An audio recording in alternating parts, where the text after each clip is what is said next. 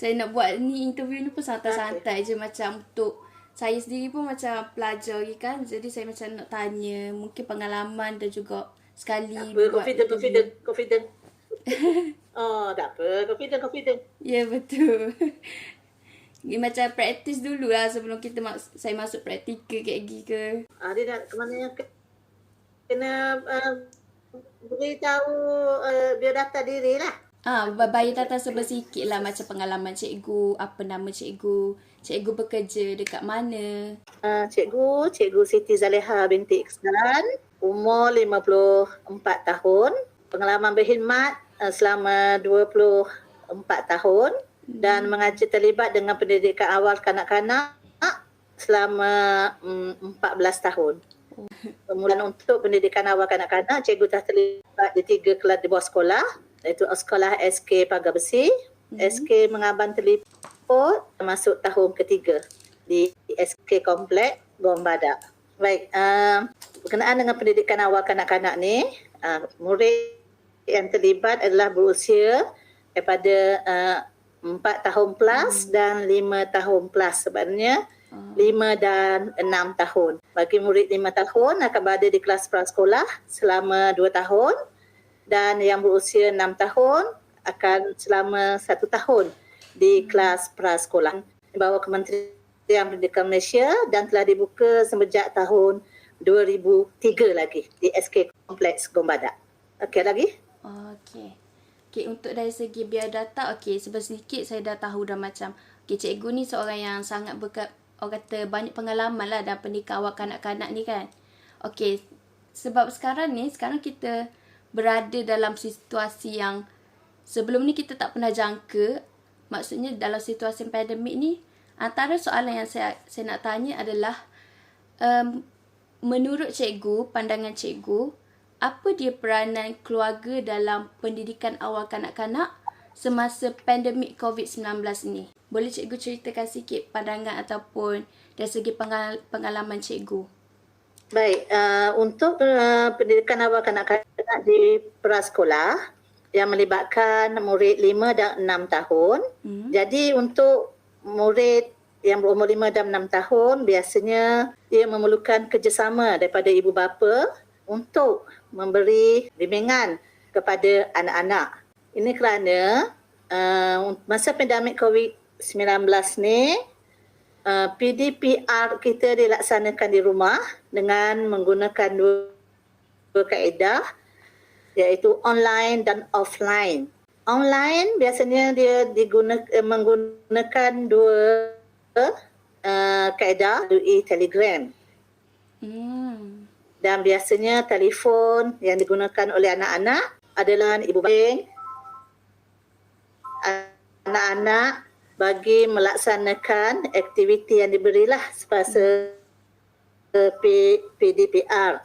Jadi keluarga luahkan kasih sayang dan perhargaan kepada anak-anak. Komitmen dan iktizam untuk membimbing dan menyokong anak-anak untuk melakukan aktiviti. Dan juga ibu bapa juga boleh berkomunikasi yang positif dan efektif. Maknanya ibu bapa adalah sebagai penghubung antara cikgu dan juga teruskan PDPR di rumah lah. Apa perlu laksanakan. Jadi ibu bapa lah dan ibu bapa juga adalah sebagai fasilitator.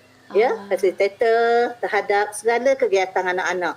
Jadi apa sukatan pelajaran yang kita ada di bawah Kementerian Pendidikan Malaysia, iaitu melalui SKP perlu laksanakan semasa PDPR lah. Yang online tu antara cikgu dengan ibu bapa, dan offline tu adalah kita menggunakan modul. Modul ni lah yang memerlukan anak-anak ini mendapat bimbingan lah daripada ibu bapa dia semasa pandemik ni. Jadi modul untuk menyiap tugasan mingguan. Mengikut semua subjek yang ada dalam KSPK. Ya betul, KSPK. Sebab untuk kanak-kanak prasekolah menggunakan KSPK. Modul oleh guru. Modul oleh guru. Jadi maksudnya disediakan olehnya offline. Lepas tu ibu bapa ambil modul tu dan bawa balik ke rumah. Cikgu yang sediakan bahan. Tak dengar tak jelas. Ya, biasanya modul tu untuk pandemik ni kami ikut tema mingguan dan Betul. akan diletakkan dalam kotak dekat pondok jaga. Okay, Sekolah lah faham. pergi ambil Jadi anak-anak ambil dan maksudnya ibu bapa modul ambil dan bawa ke rumah. dan sama ada GM atau ikut telegram lah di rumah. Jadi ibu bapa Faham. lah yang main peranan untuk membimbing. Jadi buat selepas kita online. Okay, faham. Dia ada dua pelaporan saja. Kalau ikut telegram tu kita boleh gunakan video, kita boleh gunakan segala bahan yang ada. Kemudian laksanakan PDPR ni kepada anak lah mengikut mata pelajaran harian lah. Satu mata pelajaran sehari, masa dia adalah 1 jam sehari. Lepas tu dia melakukan aktiviti bersama ibu bapa, mengambil masa petang sampai malam ke, dan memastikan modul tu disiapkan lah dalam masa seminggu. Kemudian minggu berikutnya hantar yang lama, ambil yang baru. Okay, Mengikut tema lah PDPR. Jadi ibu bapa lah yang memain peranan lebih sikit untuk pastikan PDPR ni dapat dilaksanakan lah. Ya, betul. Untuk maksudnya kalau dari segi... Okey, jelas. Jelas. Okey, saya ada tambahan pertanyaan sikit. Okey. Mungkin ada ibu bapa yang kerja dia kalau contoh siang mungkin dia tak ada dekat rumah. Apakah cabaran yang cikgu kena hadapi sekiranya ibu bapa tu bekerja lebih masa ataupun mungkin tak ada masa untuk diluangkan bersama anak-anak? Adakah anak-anak tu dapat menyiapkan kerja tu dengan baik ataupun tak? Mana dia tak dapat, yang tak ada masa. Apa dah hidup ya? Ya, pasal pula. Kejap. Yang bagi ibu bapa PC lagi, kalau dalam telegram kita beritahu hari ni subjek misalnya bahasa Melayu, mata pelajaran bahasa Melayu, aktiviti menulis huruf dengan cara yang betul, kita dah terang satu-satu macam mana cara nak menulis huruf, kita type dalam telegram. Satu persatu dia memberi penjelasan lah tentang macam mana aktiviti itu perlu dilaksanakan. Kemudian ada juga kita cikgu menggunakan video dan cara menulis yang betul. Sebenarnya maknanya kita seolah-olah memberi bimbingan kepada ibu bapa lah. Macam mana kita nak melaksanakan PDPR tu, tugasan yang diberi. Jadi dia masa dia tak tentu. Sebab kalau bahasa Melayu paling banyak pun lebih kurang 2 helai atau 2 halaman kertas kerja lah. Maknanya tak membebankan anak-anak dan tidak membebankan ibu bapa lah untuk membimbing anak-anak. Sebab untuk yang 5 dan 6 tahun ni, dia memerlukan bimbingan terus daripada keluarga dia. Sama ada abang dia pun kalau ada, dia boleh ajar mudah untuk dia ikut apa yang perlu dilaksanakan lah. Untuk PDPR tu, aktiviti yang perlu dibuat. Cikgu dah menjawab soalan saya. Okey, boleh saya teruskan dengan soalan seterusnya? Okey. Okey, soalan yang seterusnya adalah... Baiklah, soalan seterusnya berkaitan dengan... Komuniti pula. Apa peranan komuniti dalam pendidikan awal kanak-kanak semasa pandemik? Kalau tadi tu keluarga, okey sekarang komuniti pula. Macam mana tu cikgu? Dari segi masyarakat lah, komuniti. Masyarakat. Kalau pada pandangan cikgu lah, kalau untuk di sekolah, maksudnya yang berkaitan dengan komuniti ialah PIBG lah. Persatuan Ibu Bapa dan Guru. Dia melibatkan semua ibu bapa sama daripada prasekolah sehinggalah pada tahun 6 untuk sekolah rendah. Jadi dalam sebab untuk organisasi luar, musim pandemik ni, pandemik COVID-19 ni, dia tak boleh masuk ke kawasan sekolah lah. Lagipun anak-anak dianya berada di rumah bersama ibu bapa. Jadi kita ambillah peranan komuniti ni semasa PDP bersemuka. Contoh yang awal tahun baru ni, pada bulan 3, kita dah 3, 4, 5. Bulan 3, bulan 4, bulan 5 dah ada PDPR biasa kan kat sekolah. Jadi situlah kita boleh tengok peranan komuniti lah, masyarakat terutamanya PIBG dalam memberi semangat semasa pandemik berlaku dalam negara kita pada tahun ni. Biasanya peranan yang boleh diambil oleh komuniti ialah membantu sekolah atau guru. Pertama, ketika menyambut kehadiran murid ke sekolah. Kalau bagi sekolah cikgu, ibu bapa ada diberikan tugasan bahawa PIBG akan mengambil suhu anak-anak sekolah, kemudian mencatatkannya dan masuk ke sekolah lah, ke kawasan sekolah. Itulah peranan yang dimainkan oleh PIBG sekolah. Yang kedua, dia boleh bantu guru untuk menangani stres dalam kalangan ibu bapa. Ada juga bila pandemik ni, ibu bapa stres tak nak hantar anak ke sekolah.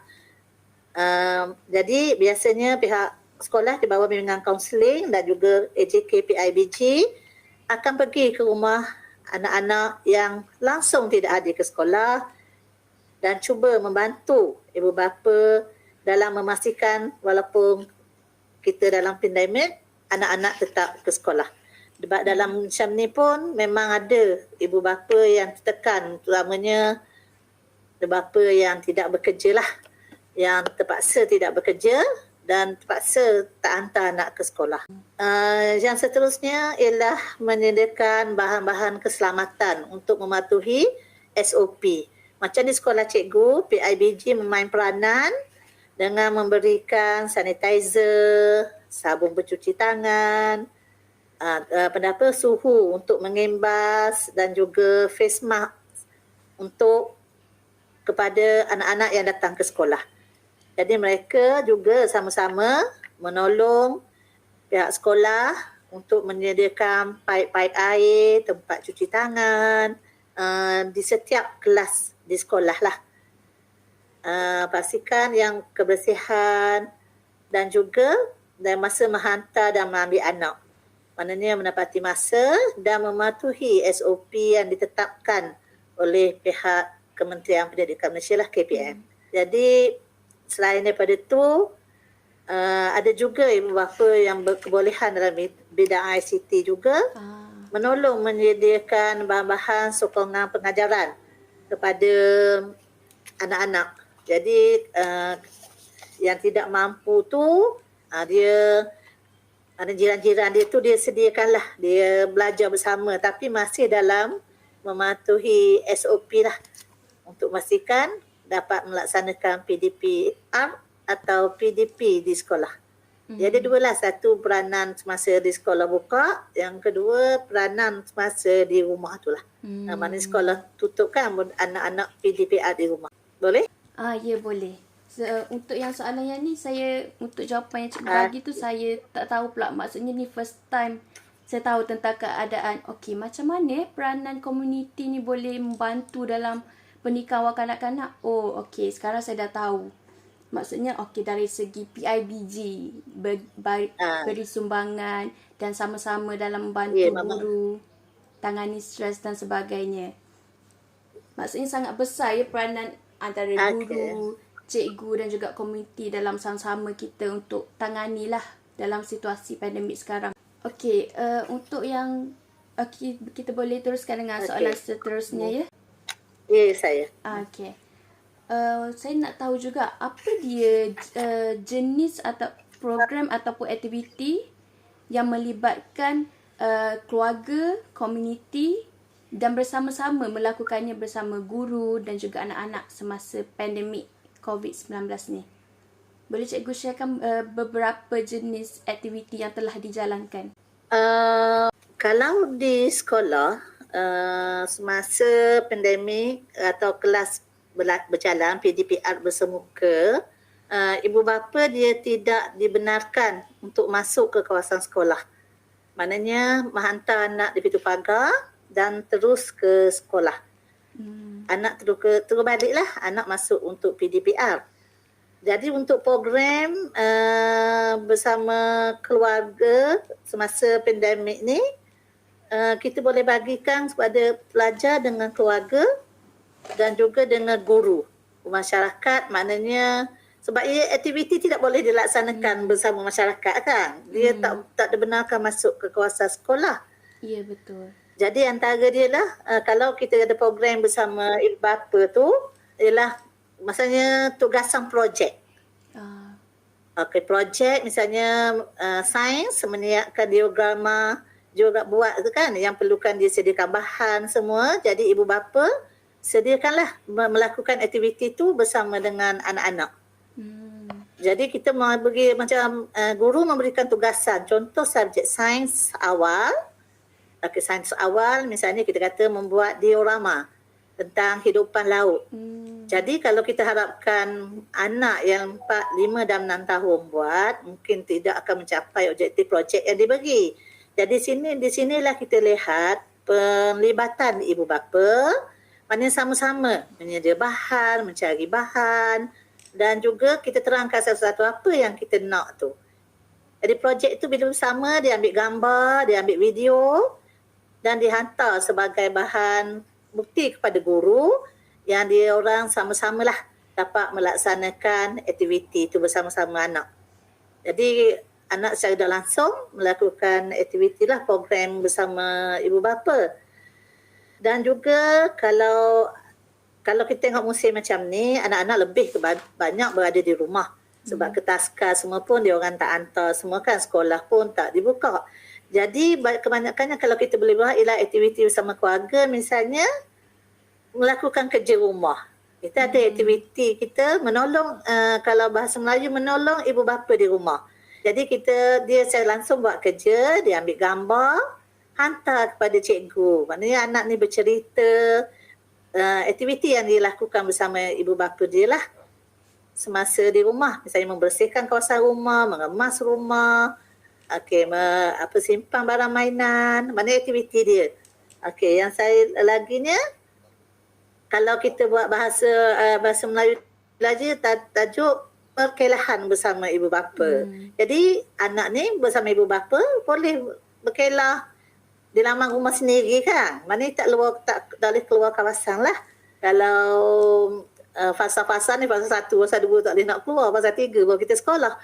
Jadi inilah yang akan memberi pengalaman lah kepada anak-anak tu. Kita boleh buat aktiviti projek sebenarnya. Ada selain daripada PDPR biasa, kita juga ada aktiviti projek bersama ibu bapa.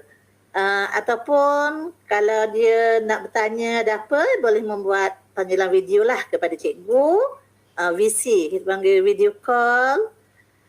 Biasanya kalau untuk musim macam ni, aktiviti VC ialah bacaan antara cikgu dengan anak murid. Menggunakan telefon ibu bapa. Cikgu akan VC, murid akan membaca dan kita membimbing murid melalui VC, video call. Jadi kita lah membimbing anak-anak untuk membaca. Dia kalau suka video call ni, sukalah cikgu panggil.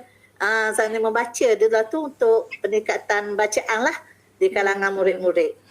Kalau sains, berkebun, kita boleh suruh dia ambil gambar berkebun bersama ibu bapa dia, tanam pokok atau melakukan aktiviti berkebun. Ataupun dia bercerita lah, ambil rakaman video ke bercerita. Kemudian dia di dapur, menolong ibu bapa. Semuanya tu sebenarnya PDPR walaupun di rumah, secara tak langsung dia akan memberi pendidikan lah kepada anak-anak ni. Dia ambil hands on, penlibatan terus anak dengan aktiviti yang dilaksanakan bersama keluarga dia. Kalau guru tu video call lah, cikgu panggil, kalau tak faham dia tanya cikgu atau Google Meet. Itulah aktiviti yang boleh buat masa tak datang sekolah ni. Kalau dengan komuniti tu, rasanya dia terhad sikit lah. Macam tu. Boleh? Ya, boleh. Macam cikgu cakap tadi, kanak-kanak ni dia suka bercakap, dia suka bercerita, ataupun mungkin kalau ada sesuatu kanak-kanak, dia rindu dekat cikgu dia. So, dia akan VC. So, masa tu, walaupun maksudnya kita dalam keadaan sekarang, tak melihatkan kita untuk tetap berkomunikasi lah antara kanak-kanak kan. Ya, kanak-kanak saya betul-betul. Okey. Boleh kan tak? Boleh dah. Lengkap, memang lengkap. Alhamdulillah. Saya boleh faham semua tu.